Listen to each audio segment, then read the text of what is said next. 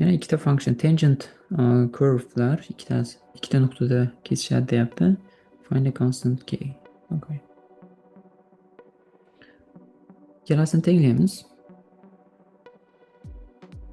Scoop minus 3x square. Okay. Keyin k'ni bu yoqqa o'tkazaylik. Minus k minus 1. Mana shu berilgan. Qachon ikkita yechimga ega bo'ladi shu grafik?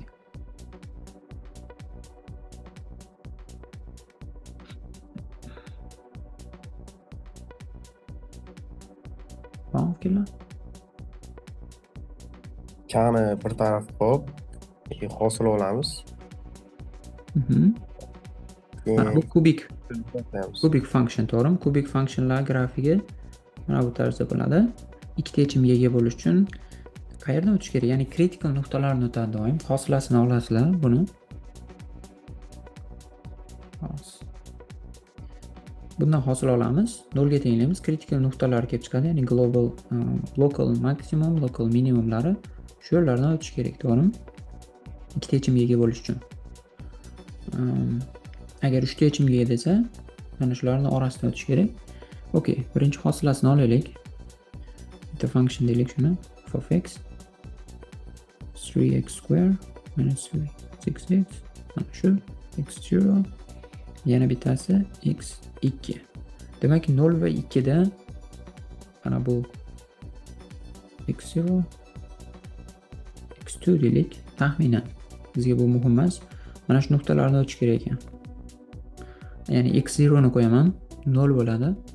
Demak 0. x2 ni qo'yaman, ne chiqadi? 8 minus 4 12 minus 4. Minus 4. Mana shu yerlardan o'tish kerak ekan demak. y 0 va y minus 4 bo'lganda. Okay. Agar bu 0 bo'lsa, bu yerga qo'yamiz. Nima kelib chiqadi? K agar 0 bo'ladigan bo'lsa bu minus 1 kelib chiqadi, lekin k musbat degan. Demak, ikkinchi qiymatini qo'yib ko'raman, minus 4 ni. Minus 4 ni qo'yganimizda k ne chiqadi shu yerda?